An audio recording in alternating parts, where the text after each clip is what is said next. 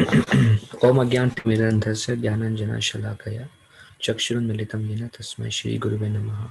Shri Chaitanya Manobhishtam Sthapitam Yena Bhutale Swayam Rupa Kadamahayam Dadati Swapadantikam Vandeham Shri Guru Shri Yutapadakamalam Shri Guru Vaishnavamsha Shri Rupam Sagrajatam Sahagana Raghunathanvitam Tam Sajivam Sadvaitam Savadutam Parijana Sahitam Krishna Chaitanya Devam Shri Radha Krishna Padan Sahagana Lalita Shri Vishakhanvitam Sha He Krishna Karuna Sindhu Dinabandhu Jagatpate Gopesha Gopika Kanta Radha Kanta Namastute Tapta Kanchana Gaurangi Radhe Vrindavaneshwari Vrishabhanusute Devi Pranamami Hari Priye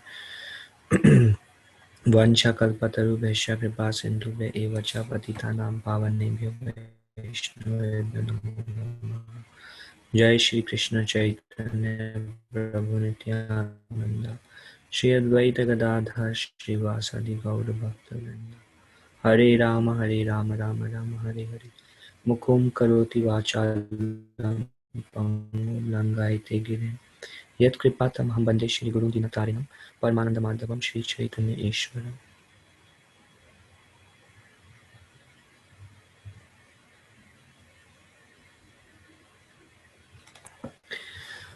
All right, I'm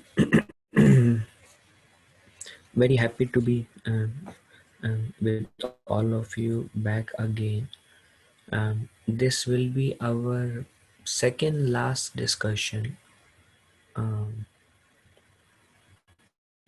on Fridays, and then we continue our discussions on Sundays. We will cover the second chapter today, and next Friday will be our last discussion on third chapter, and fourth chapter onwards we are anyways connected on Sundays. So we saw um, now I have seen sometimes Zoom voice breaking. I have noticed in different discussions. If it happens, please let me know. Then I will turn off my video, and I have seen that does resolve the problem to a good extent. If my sound breaks, let me know. Mm, So last week in the first chapter we saw there is a description of Mahabharata War. Arjuna requested Krishna take my chariot in the middle so I can see with whom I am going to fight.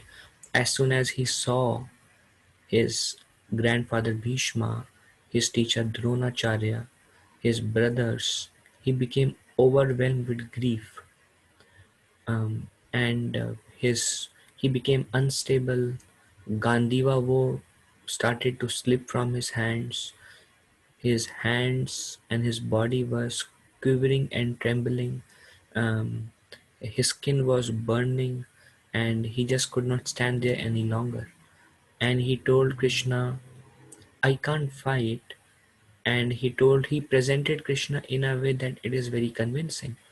Arjuna said, what about compassion? They are my, and they are living entities. Plus, if I kill them, I will incur karma. Then I have to suffer the reaction.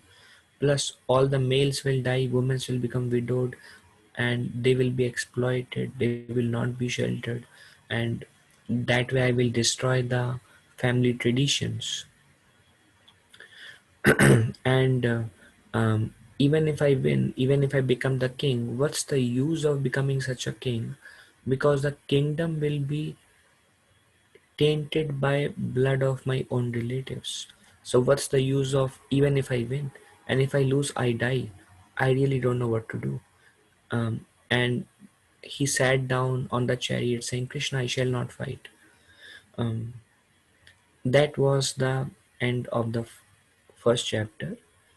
Second chapter is where Bhagavad Gita starts, because Bhagavad Gita means Song of God. So first chapter is the setting of the scene, and second chapter is the Song of God, because Krishna starts speaking this chapter onwards. That's why the acronym for this chapter is Gita, and the name of the chapter is Content of Gita Summarized. G stands for G stands for Guru, I stands for identity, T stands for two duties, and A stands for Atmaram. And we will see these four sections today. So, first is Guru. Um, the first thing that happens in our spiritual life is um, um, search for a spiritual master, and the reason it is required is because nature of this world is we will be bewildered by the temporary attractions of this world. That's the nature of this world. um,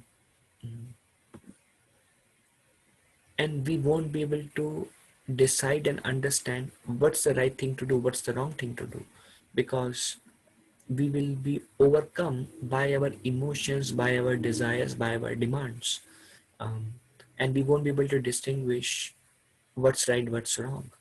Um, Similar state was of Arjuna. He was overcome by his emotions, and he was thinking he's making the right decision, and then he also said, well, I don't know really what to do. So he needed a spiritual master to help him come out of this state of confusion, to be able to walk in the right direction. And we see in this section, Arjuna surrenders to Krishna and tells Krishna, well, I accept you as my spiritual master, I surrender to you. Now you tell me what to do, what is right and what is wrong. So this is the beginning of, this is the first verse Krishna starts speaking in Bhagavad Gita. The Supreme Personality of Godhead said. Now, important thing is um, um, Vyasadeva, when he is describing Bhagavad Gita, he is writing Shri Bhagavan Vacha. He is not telling Krishna Vacha to emphasize the position of Krishna as Bhagavan. Just like there are many Matsya Puran, Vishnu Puran, there are many Puranas, but when Vyasadeva was describing about Krishna, he called it Bhagavad Puran. This is Purana about Bhagavan. Likewise, he did not call this book as Krishna Gita. He called it as Bhagavad Gita, the Song of God. And he did not call it Krishna Vacha. He says Shri Bhagavan Vacha. So Ved Vyas is the one who wrote all the scriptures, um, all the Vedas, Sutras, Puranas, Upanishads, Samhitas, everything. Wherever he refers to Krishna, he refers to Krishna as Bhagavan. Wherever he refers to any other personality, he refers to them by the name. So just there is a very nice explanation in this verse. That's the gist. Whatever I shared is the gist of it. Because this is the first time in Bhagavad Gita where Ved Vyas says, Shri Bhagavanu Vacha, translated as Supreme Personality of Godhead said, my dear Arjuna, how have these impurities come upon you? Now, this is very astonishing and very difficult for Arjuna to accept it, because Arjuna gave many so-called good reasons. Compassion, sinful reaction, family tradition will be lost. Any common man will be convinced by these reasons. And when Krishna started speaking, Krishna is telling, how have these impurities come upon you? जैसे those who know Hindi, आप इतना घटिया इंसान बन गए, कैसे हो सकता है ये? So this is like mind blowing for Arjuna. And after this very first statement, Arjuna became depressed. How have these impurities come upon you? They're not at all befitting a man who knows the value of life. They lead not to higher planets but to infamy. You are a very learned man, Arjuna, and you are posing yourself as a very learned man, and you are supposed to know the value of life. And how can such words come from you? And Krishna is expressing, and he is mentioning as a great surprise. He is asking in the form of a question, means Krishna is unable to believe that Arjuna is speaking these words. Now, if see, the expression speaks a lot. We can tell a person, well, this is not a right way to think. Uh, but if you want to go higher sense, then you say, how can you even think about that? So that's like utter disbelief and extreme state. And that's what Krishna is telling. How can these impurities come upon you? You are supposed to know the value of life. You are acting like a fool. How can you do that? So that's like a big jolt for Arjuna to hear these words coming from Krishna. O son of Pritha, do not yield to this degrading importance. It does not become you. Give up such petty weakness of heart and arise, O chastiser of enemy. Arjuna was actually himself quite convinced that he is doing the right thing. He was quite convinced of his thought process, his intellect, his mind, his beliefs, and he said, yeah, I'm convinced. And Krishna is telling, give up such weakness of your heart. Do not yield to this degrading importance. um, in Hindi it's like, आप इतना गिर रहे हो, थोड़ा सही रास्ते पे हो. Don't give in to your lower nature. Become strong. Don't be so weak in your heart. And it is described because Guru can see the disciple beyond the disciple. Even what disciple don't know about himself, Guru knows. And how Guru knows? Through words. When the disciple starts speaking, Guru knows how much milk and how much water is in the disciple. Guru can easily distinguish. So Arjuna spoke in a very convincing way, but Krishna could see deep within Arjuna that the reason Arjuna is speaking these words is because he's too attached to his body and relations related to the body. Um, now it now think about it in this way. This is not the first fight Arjuna is going through. Arjuna has fought many battles before. Where was the reason of compassion when Arjuna killed thousands and thousands of soldiers before? Where was the reason of incurring sinful reactions when he killed thousands and thousands of soldiers before? Where was the reason of family tradition will be lost when he killed thousands and thousands of soldiers before? Where was the reason of kingdom will be tainted with blood when he acquired kingdom by killing thousands and thousands of soldiers before?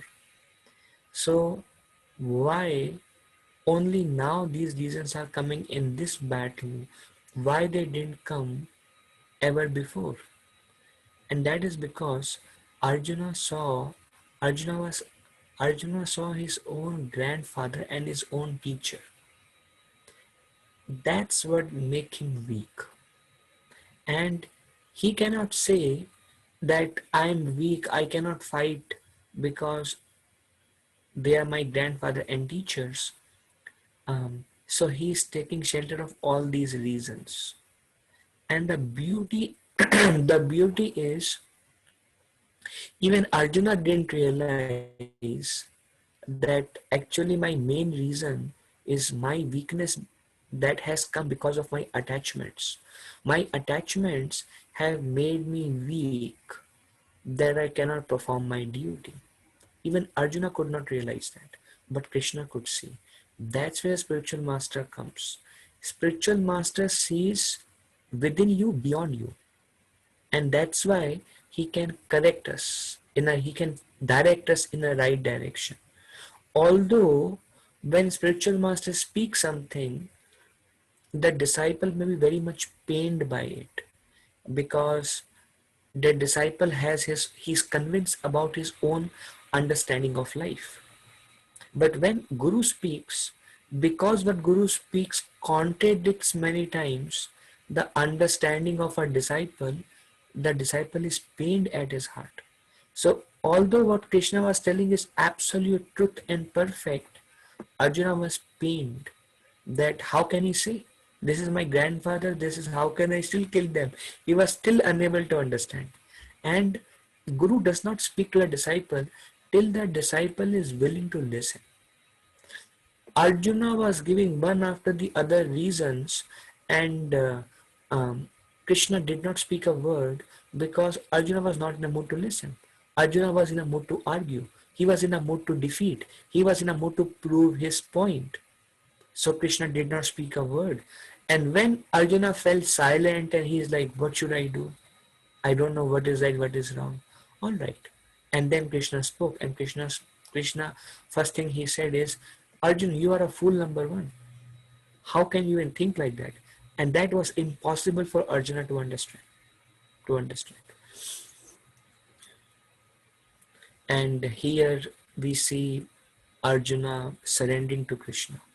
And Arjuna is telling, all right, now I am confused about my duty and I have lost all composure because of my miserly weakness. That's how a disciple should be. When a guru chastises a disciple should not argue and try to prove guru wrong. But a disciple should accept. Okay, I I accept. Now what should I do?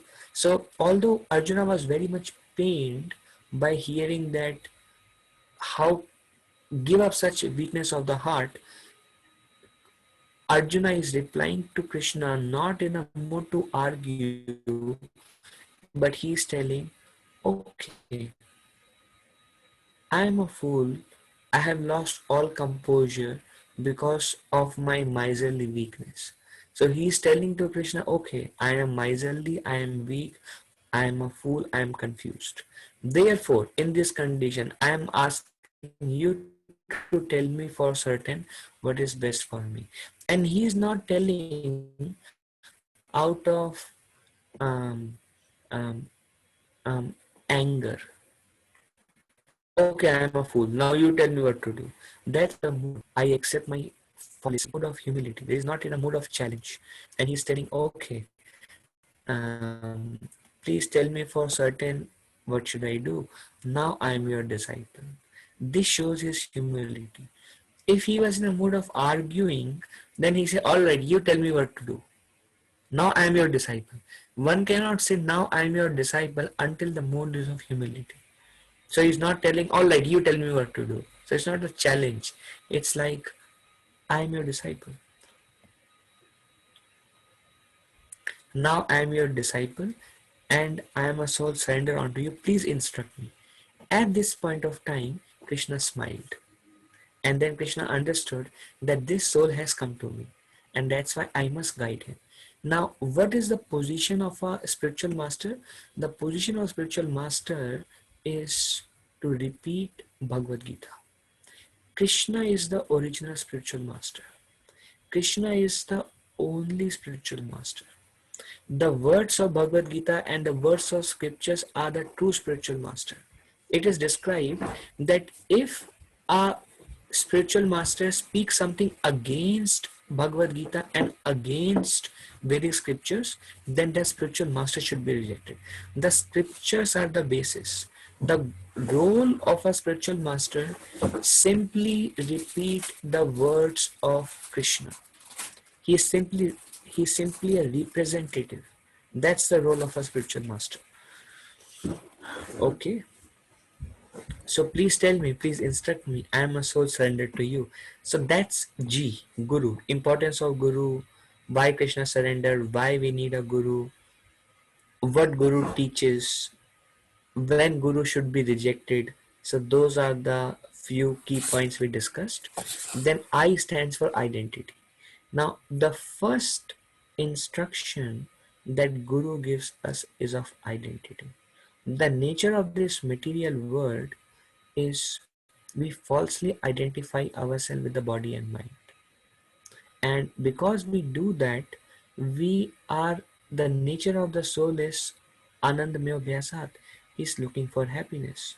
But because he's identifying himself with the body, he tries to look for happiness through fame, position, wealth, and women, because he's thinking he's the body. Then he's thinking, how can I make the body more comfortable by becoming bigger in position, getting more wealth, and getting some association of opposite sex. And that's because of false identification. So the first instruction that Krishna gave to Arjuna, or Guru gives, is a spiritual identity. And here and Krishna is telling, never was there a time when I did not exist, nor you, nor all these kings, nor in the future shall any of us cease to be. This is the first instruction Krishna gave to Arjuna. Arjuna, you are eternal. Arjuna, your teacher, your grandfather, your brothers, they are eternal. And Arjuna, I am also eternal. Just like I am eternal, you all are also eternal.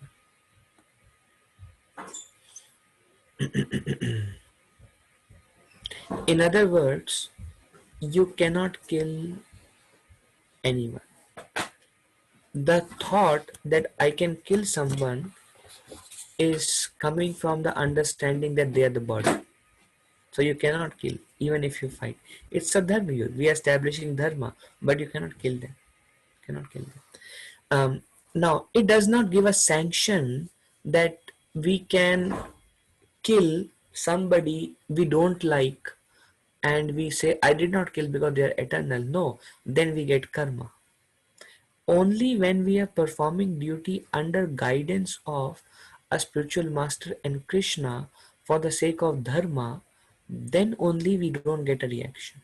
Otherwise, if we harm a body because there is a pain inflicted by the other person, we have to go through the karma in future. The example given, if a soldier fights for the nation, the soldier he does not incur any sin, because he's simply fighting under the direction of the nation. In fact, if he fights very bravely, he gets medals. But if the same soldier kills his neighbor because neighbor disrespected him, uh, then the same soldier is put into the jail. So the same nation who is giving the soldier for killing a medal, same nation puts the soldier under the jail if he misuses his position. So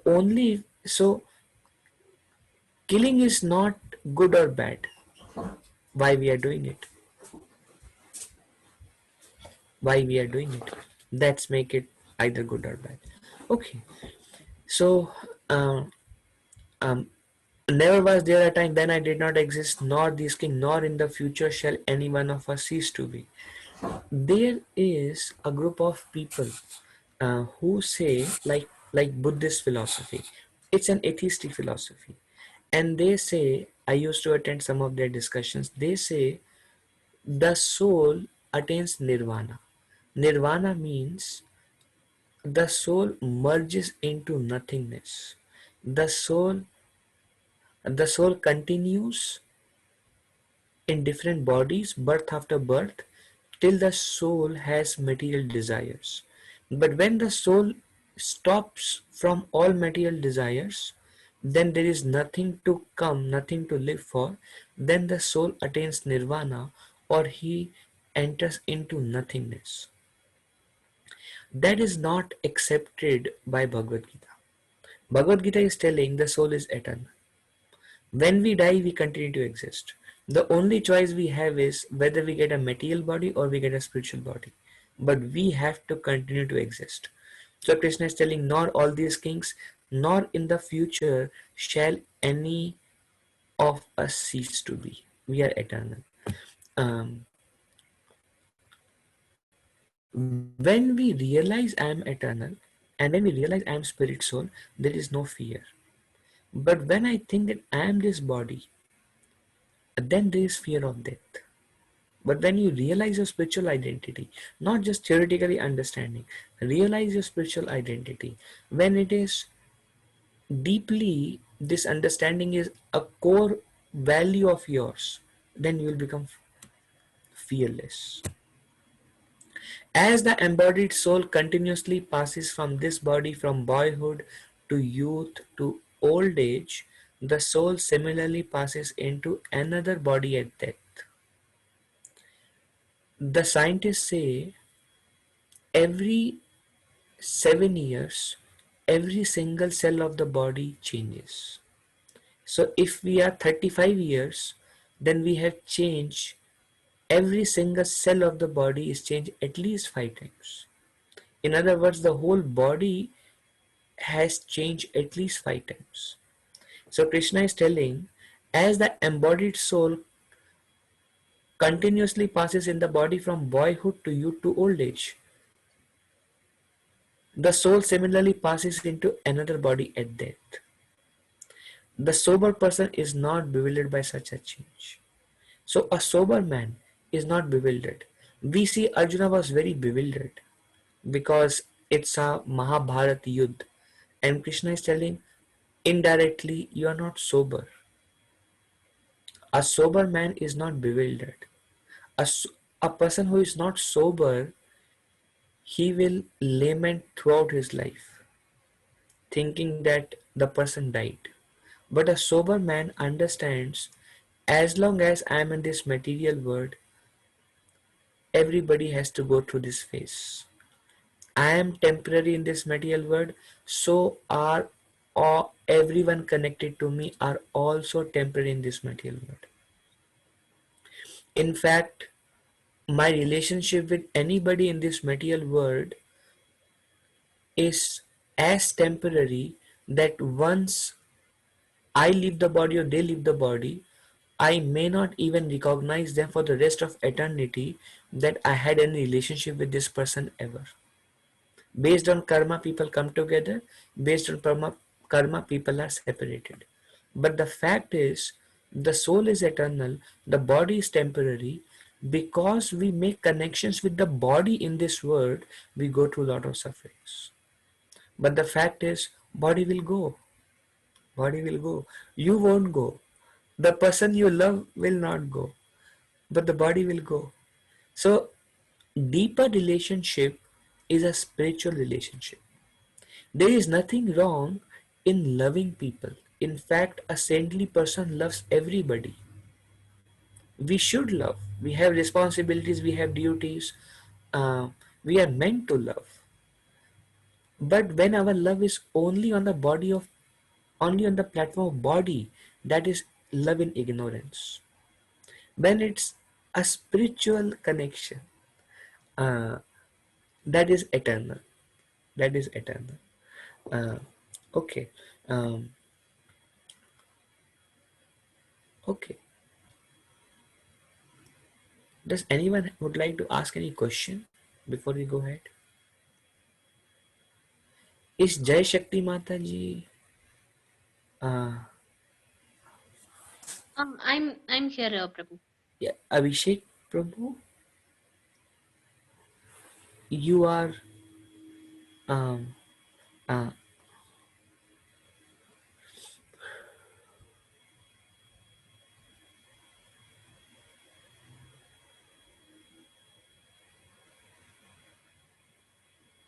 you are Abhishek Prabhu's wife?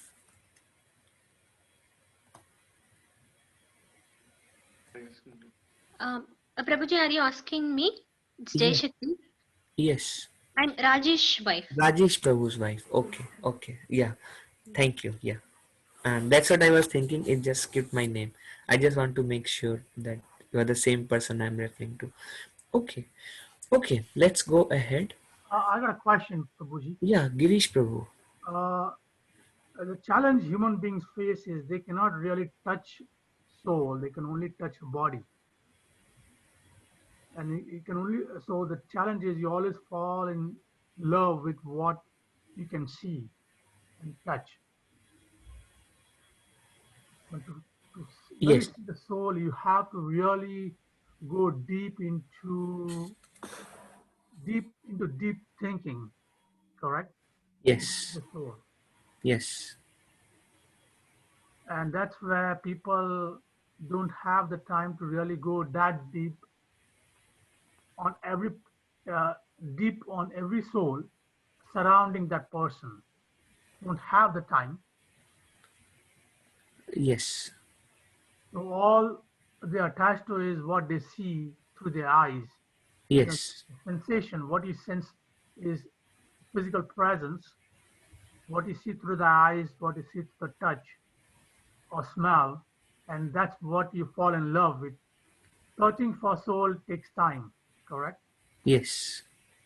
So that's why what you see in general in human beings is what's the easiest way to fall in love. Like you said, human beings are meant to be fall in love, are meant to be fall in friendship or live social. Human beings are social animals, Yes.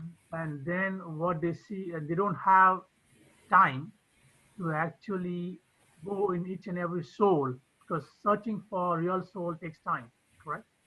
Yes. So they don't have time. So all you have is really people falling with uh, material things. What quick and dirty. What you can see. So it's very challenging to go searching for souls, 10 souls, 20 souls. You follow me? Yeah. Yeah. So, what's your question? I hear you. Oh, so I mean, how do we? I mean, how? Let me say a question. So how do we go about finding souls? Into other people. How do you go about finding real souls or souls in other people? Yeah. Well, Krishna describes in Bhagavad Gita, Prabhu, when we realize I am spiritual self, then we will be able to see that spirit in everyone. It's just a matter of we going deeper within ourselves that will make us go deeper within everyone. We don't need to go deeper in anyone else. We see everyone based on our own conception of life. Did I answer? Okay, okay, okay, So, just if we read Bhagavad Gita, apply Bhagavad Gita, practice devotional service, slowly our spiritual understanding will grow. We become self realized, and that will reflect in everything we do, everything we see, everything around us. It's about what we see outside is the reflection of our own consciousness within.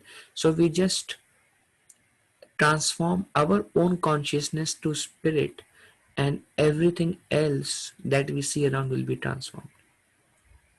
okay. So you have to elevate yourself first. Yes, yes. So it's very simple. We just have to realize ourselves. Okay, okay. Thank you. Thank you, Ganesh. Any other question? Anyone else? Prabhuji, one question from my Yes. side. Jai Jai Shakti Shakti here. Mataji. Yes.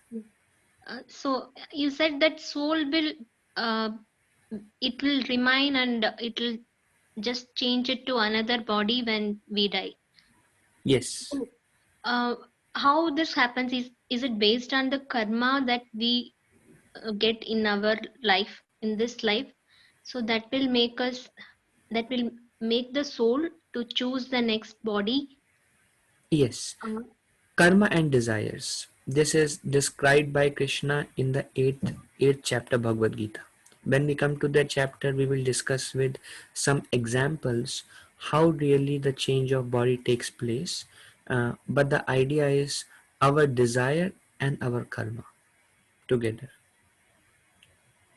okay, so whatever spiritual practices that we follow in this life, so that will also help uh, to choose a next life. Our soul will get a better spiritual life, even if it goes for a next birth. Yes. So if we become self-realized, then we get a spiritual body. More about spiritual body probably in future. Um, more about everything spiritual, because we just don't say spiritual, because when we say spiritual we are still a blank slate. Well, what does it mean, a spiritual body? What does it mean? And when we hear more about it, then we become attracted and then we want to attain that. But Talking from the perspective of this world, if we still have material desires at the end of the life, Krishna says in 6th chapter Bhagavad Gita, we will get a human birth guaranteed. Now, if we are not practicing spirituality, there are 8.4 million species of life. Based on our karma, we can degrade into any form of species, a bird, an aquatic, any form. But if we have a spiritual life, Krishna says in Bhagavad Gita, human life is guaranteed in the next birth. And then Krishna says, we begin our spiritual journey from where we left off in the previous birth. So suppose, see, first we have to purify our heart. When we purify our heart from all inner contaminations, which includes lust, anger, envy, greed, pride, false ego, illusion, then we can see ourselves. What stops us to realize our spiritual identity is false ego and everything that comes from that. So first, once we work on purifying our heart, purifying our anarthas. Anarthas means unwanted qualities that we have somehow acquired by association in this world. We have acquired those qualities. Now we are working on disentangling ourselves. Because when we act at a level of body, as Greece Prabhu was telling, by um, going through sense of touch, sense of smell, sense of form, we have entangled ourselves in various ways.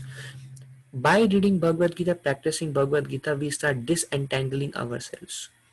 We initial phases, we gain complete spiritual knowledge, and then we start practicing devotional service as Krishna says in Bhagavad Gita, that you will come to know slowly. We start practicing devotional service, and then we start to purify ourselves. If we are fully purified, we realize ourselves completely, then we get a spiritual body. If we are not fully purified, if we are say 50% purified, the next birth human is guaranteed, and our advancement in spiritual life is from where we left off in the previous birth. For example, there are four members in this call. We all are spiritual to a different level. Some of you may be beginning, some of you may be in the middle, some of you may be very advanced.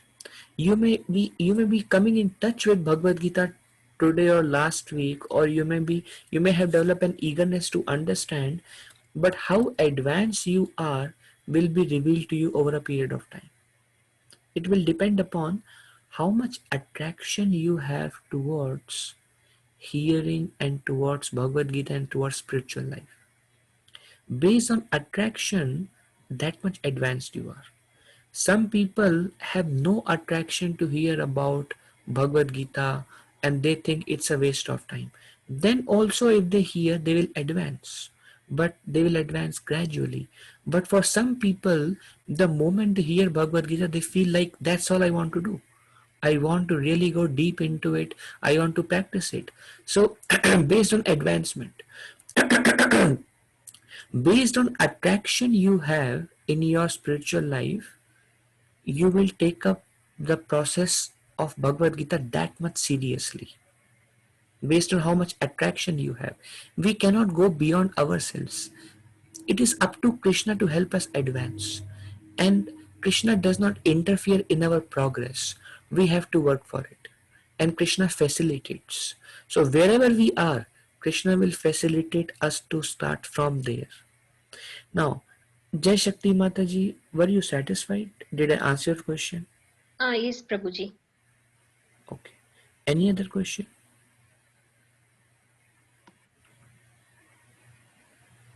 Okay. Now, slowly, everything will start making sense. It's like connecting the dots, and you will be able to connect everything and everything will make a clear sense and a clear picture. But what we really need to progress in spiritual life is patience. It will take some time, because uh, so many conceptions we have about life, and now we are studying Bhagavad Gita. Some things we may like, some things we may not like. Just with the humble mood, accepting, let me see what Krishna is telling, let me accept the authority of Krishna, let me try to practice it, and slowly everything will make sense.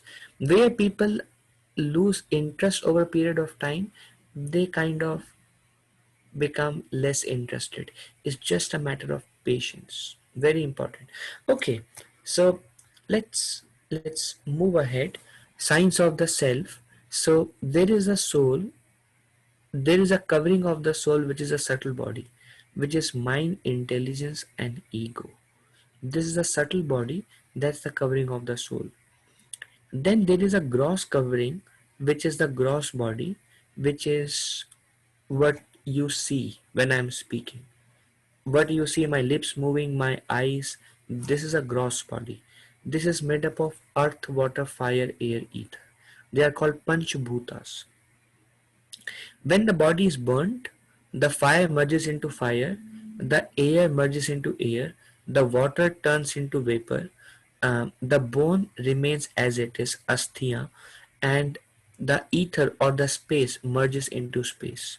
So when the body is burned, all that remains is just the earth part, the the the bones, just the earth part remains, and everything merges into physical elements.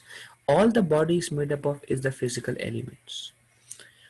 When a mother gives birth to a child, mother takes her own physical elements of earth, water, fire, air, ether, and by the way the machine, the body works, creates a new gross body.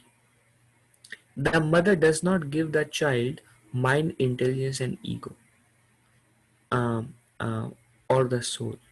Um, so this is our three covering. It's called Shukshma Sharir and Sthul Sharir. Sthul Sharir is physical, gross body. Sukshma Sharir is the subtle body. This mind is not this. This is brain. Brain is a gross body, element of gross body. Mind is that what thinks, that what get thoughts, remembrances. These are in the mind. Even now, um, when the soul leaves the body, mind, intelligence, ego go along with the soul. Just the sthul sharir, the physical gross body, left behind. The brain is also left behind, and then brain has no thoughts. The sciences may say and relate subtle body through gross body, and that's true, because subtle body controls the gross body. So we may try to use the science to explain subtle body through gross body, but the fact is gross. Once subtle leaves, gross is useless. Till the time subtle is inside, subtle is using the gross to do many things, many things. So that's subtle body and gross body.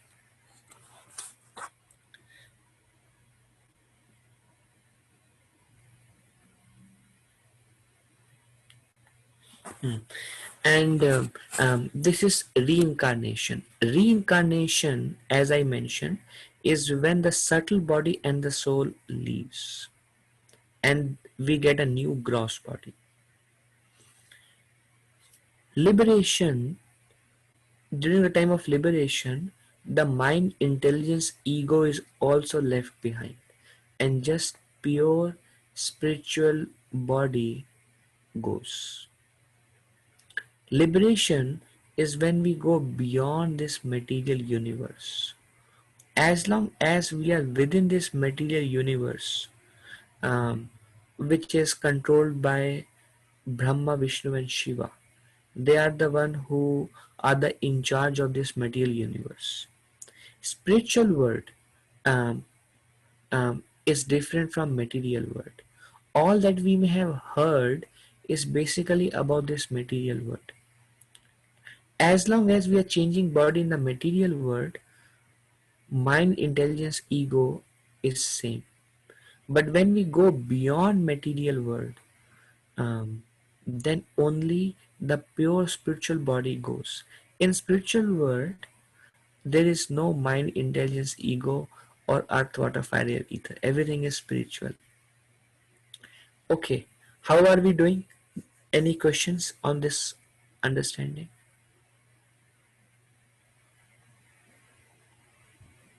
Yes, Prabhuji. Is there any personality who can remember his previous life other than Lord Krishna? Of course, he could remember all his previous material worlds with each incarnation. Is there other personality who was born on earth who could remember his previous material world?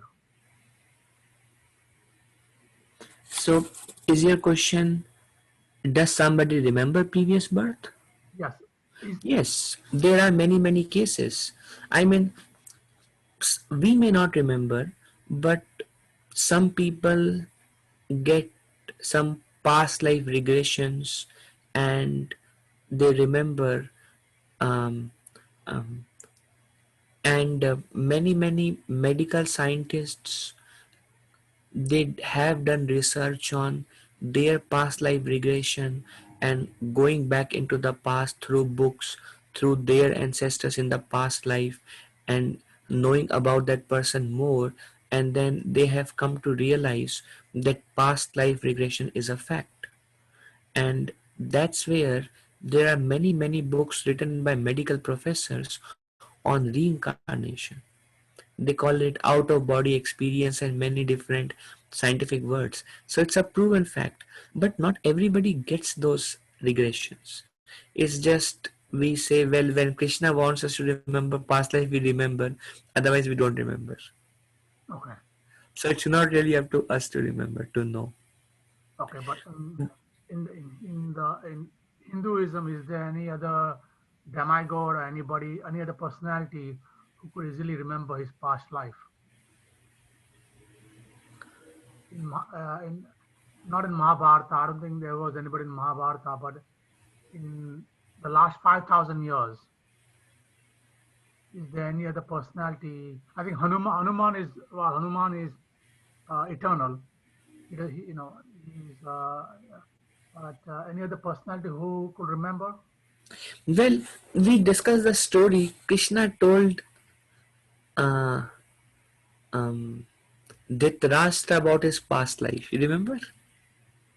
Yes, that's why he became blind. He told him.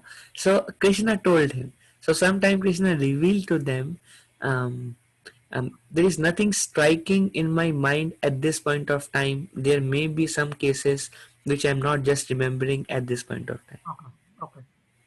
Thank you, Prabhuji. Okay, thank you, Girish Prabhu. All right.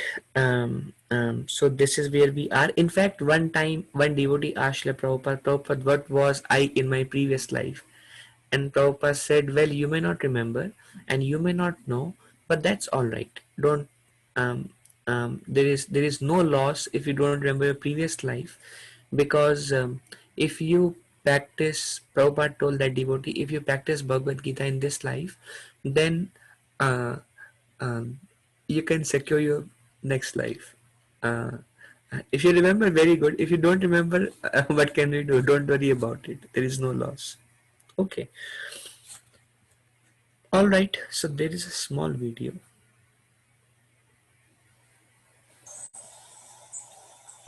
So, past, present, future, you exist, the body changes. Is it not clear? That's clear. Okay. So therefore, the conclusion that when he not have this body, he will have another body.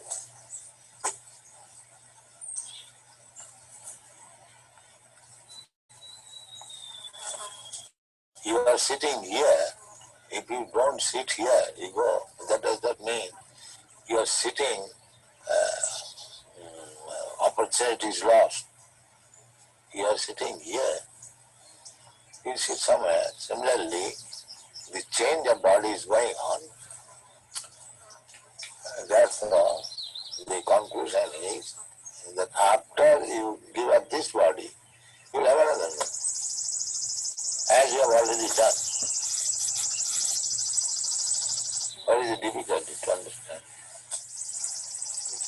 The extreme difficulty is that one of the body is different from that of a bull. Different body must be different. Therefore, that is called change of body. Unless it is a different body, what is the change?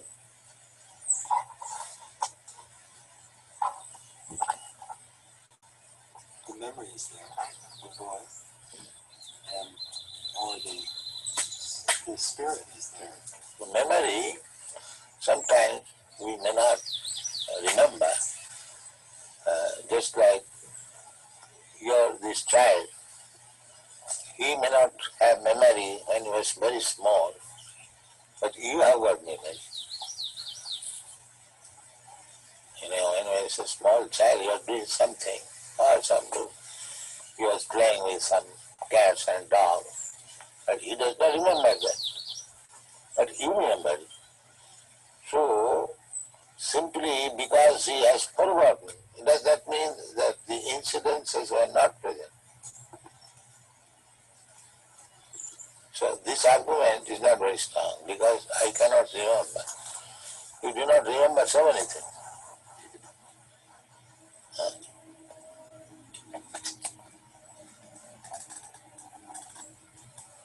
But the fact is this, that you are changing from this body to this body to this body. Therefore the conclusion should be, that after this body I will accept another body. And that's a fact.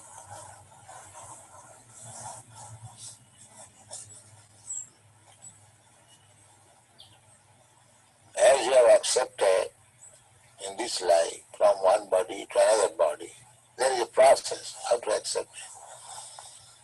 Similarly, under the same process, you accept another body when this body is no longer useful. Just like at night, you give up this body, you take your subtle body and you go somewhere. You're sleeping in your room, but you are working in a different place. Don't you do that? So, because this body is still useful, therefore you come to back again this body, and in the morning you wake up with this body. So death means when this body is useless, you do not come to this body, you accept another body. This is called death.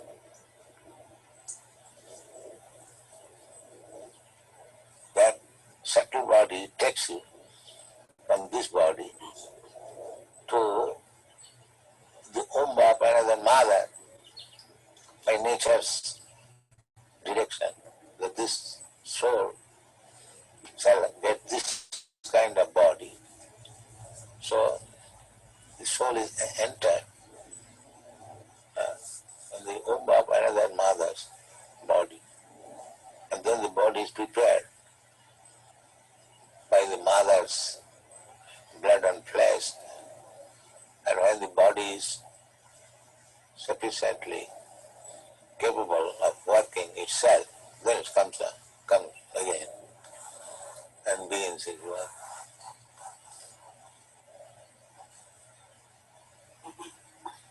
This is birth and death. The soul is eternal. Therefore, a sober man should think, why should I change my body? Why this trouble I shall take? That is human sense. If I am eternal, why not my eternal body? Eternal existence, why shall I die? This is human sense. Unless one comes to this understanding, is animal. Because animal, by nature's law, is going on. He does not know.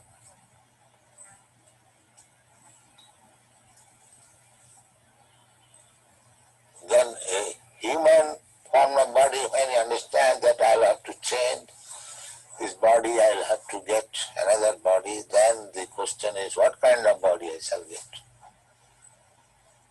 That is human intelligence. By nature's way, we are getting body, but that is on the selection of the nature according to my work. If I work like animal, I get animal body. If I work as demigod, I get demigod body. If I act as trees, then you get tree body. If you acted like dog, you get dog's body. Nature's way. Therefore you find so many varieties of body.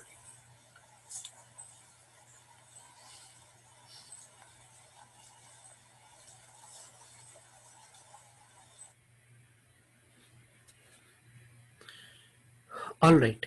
Um, are there any questions from the video? This video was by Srila Prabhupada, who is um, who brought the message of Bhagavad Gita to the West.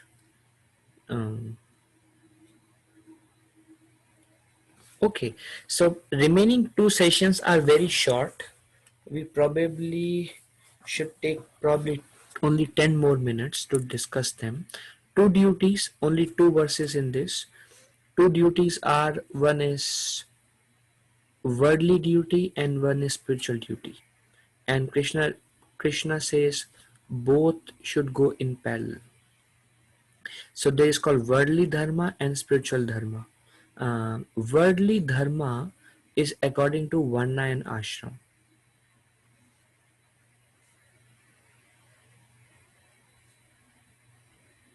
Okay, one second.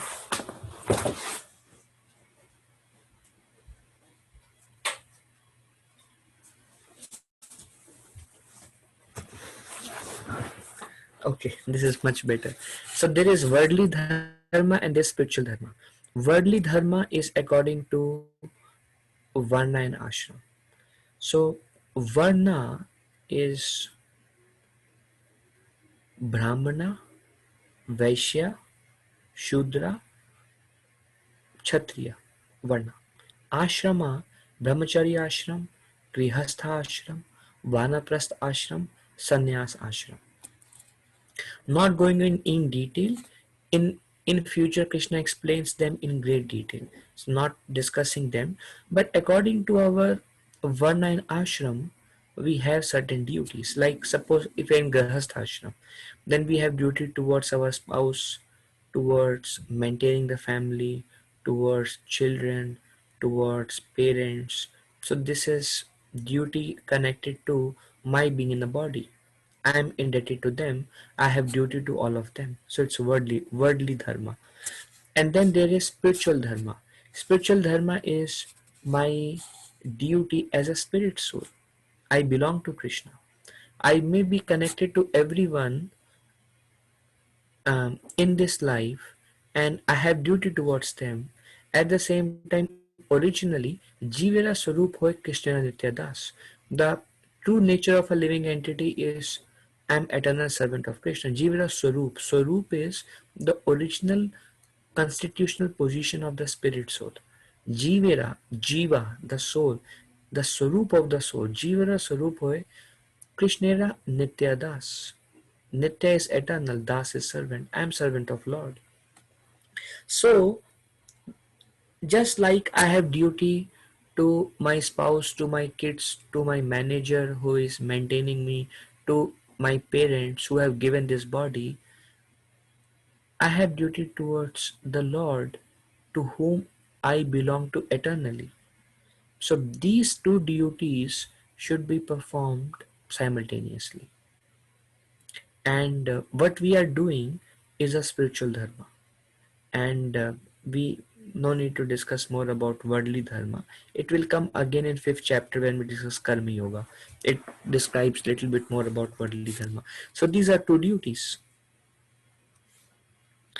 Now here is Krishna emphasizing Arjuna to perform his worldly dharma.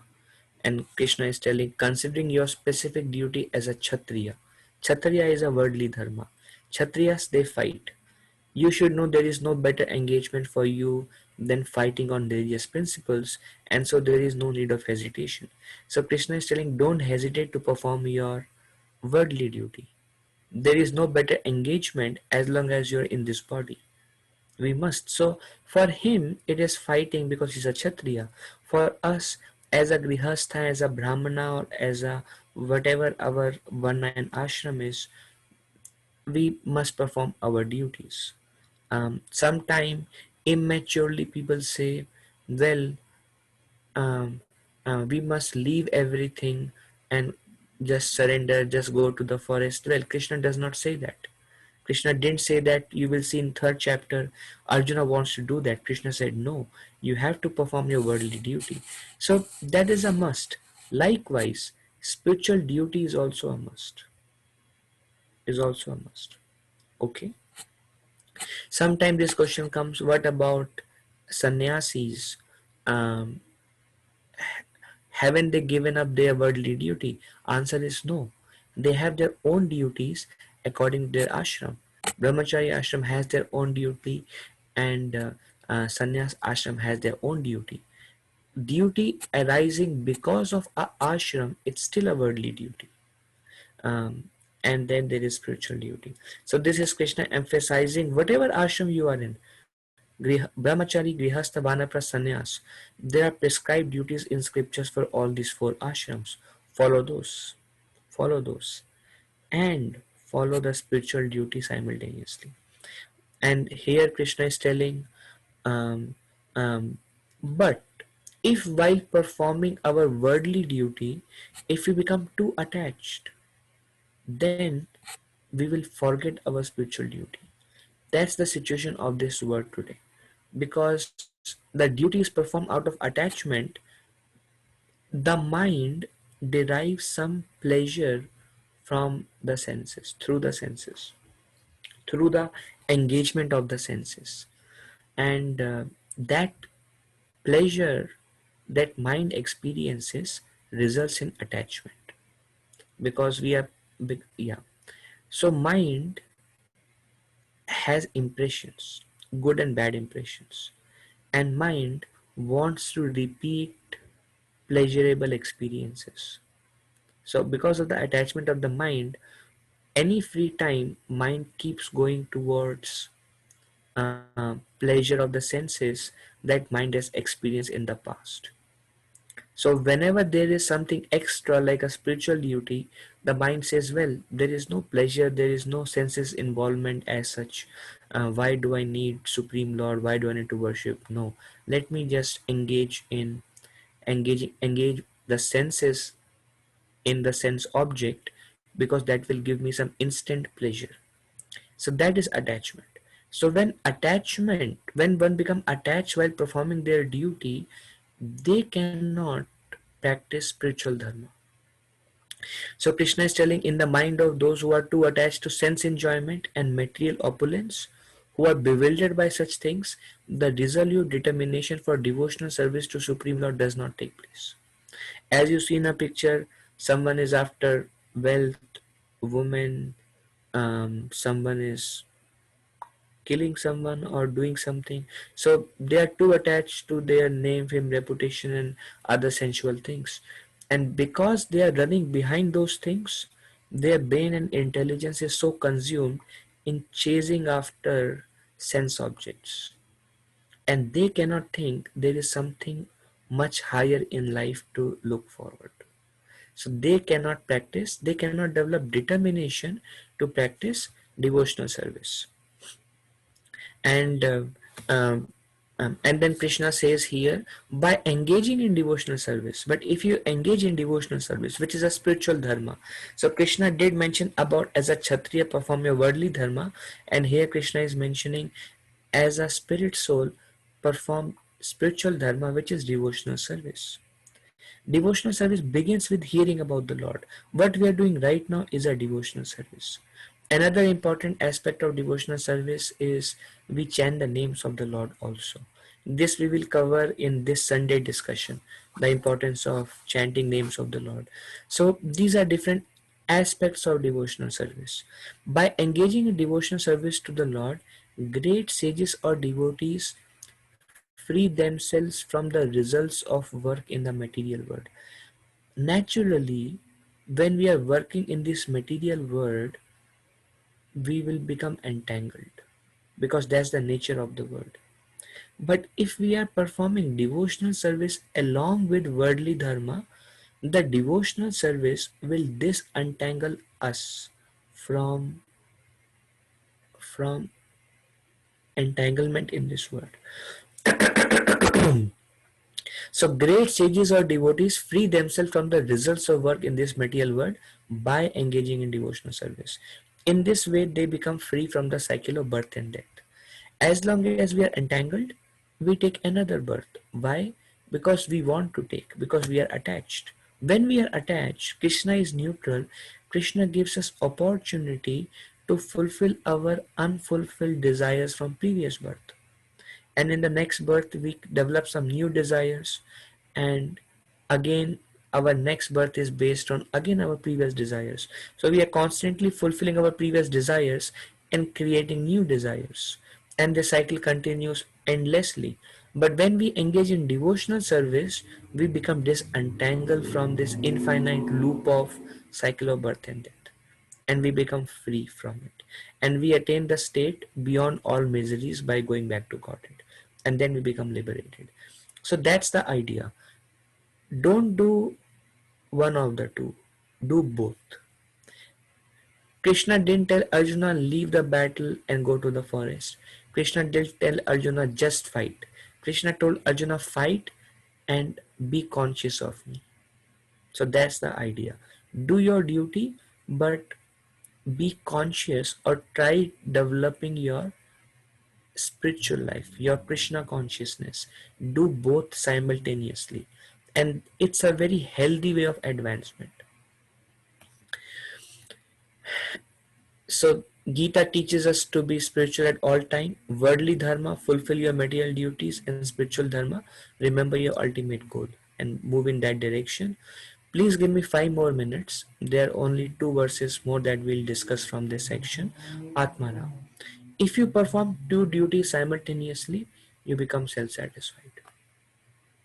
Sometimes we feel I am looking for inner fulfillment. It will come. It will come. It's called Atmaram. Ram means pleasure. Atma is self. Atma Ram is self-satisfied internally. Um, if you have a constant touch of devotional service in your life, you are slowly moving towards Atmaram, self-satisfied internally, and you will attain that stage in due course of time. If you just remain enthusiastic and patient over a period of time, time tests us. It's very difficult to go through continuity over a period of time. But what requires spiritual success is consistency. Day after day, continuing. Then success is guaranteed. And Krishna, the Supreme Personality of Godhead, said, O Pritha, O Partha, Partha is Arjuna, referring to Arjuna. O Partha, when a man gives up all varieties of desire for sense gratification which arise from mental concoction. Desire for sense gratification arises from mental concoction because mind is attached. When mind is attached, mind want to look towards sense gratification. So desire for sense gratification which arises because of mental concoction, and when his mind thus purified, when the mind is when one gives up all desire for sense gratification which arises from mental concoction, and when his mind thus purified or not attached, thus purified, finds satisfaction in self alone. When the mind is attached only to spiritual life, and when it engages in worldly duties just for the sake of duties, and when the mind derives pleasure and happiness from self realization, from devotional service, then he is said to be in a pure transcendental consciousness. So one becomes Atmaram when one performs his worldly duty because it ought to be done, it's necessary, and derives his pleasure from spiritual duty, devotional service. Then when he is established in that state, that is Atmana. Then he is self-satisfied. All right, so that's all we have for today. Let's see if there is any question before we end for today. We have come to the end of the second chapter. Gita, Guru, he gives the identity, a spiritual identity. Perform your two duties, and through devotional service, when the mind is deriving pleasure through self-realization, then the two duties will eventually make us become Atmara.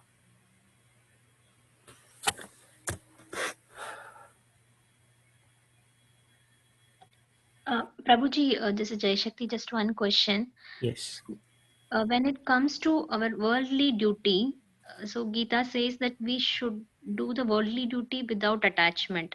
yes, Uh, but actually, we do all our worldly duty with some expectation, or like we get a satisfaction when we do our worldly duty. So yes. that means that we should not be happy with the work what we do with the in the worldly duty. Uh, we should not even get that satisfied feeling. Well, we should do it for the pleasure of Krishna. That is then we will see. For example, I am cooking now. I'm cooking. I may have some kids, but there is another personality in the altar whose name is Krishna. He also becomes hungry. I'm cooking for him, and I will feed him. It's offered, then we all will take. So now we are directing our duty for the pleasure of Krishna. Or when I'm taking care of children, well, these children are not my children, they are under my care, they are part and parcel of the Supreme Lord. Um, I must take care of them. They are God's children, and I should try to connect them to God. So now we are transforming our duty into a spiritual dharma. Did I? Does it help? Okay, so my understanding is that whatever work we do, that we should do it for God. We should not do it for our own satisfaction. Yeah, because if we are not doing for the pleasure of Krishna, naturally we'll be doing it for our expectations. It's unavoidable. So we have to direct our satisfaction towards Krishna. And you will see, you will do the same duty much more efficiently.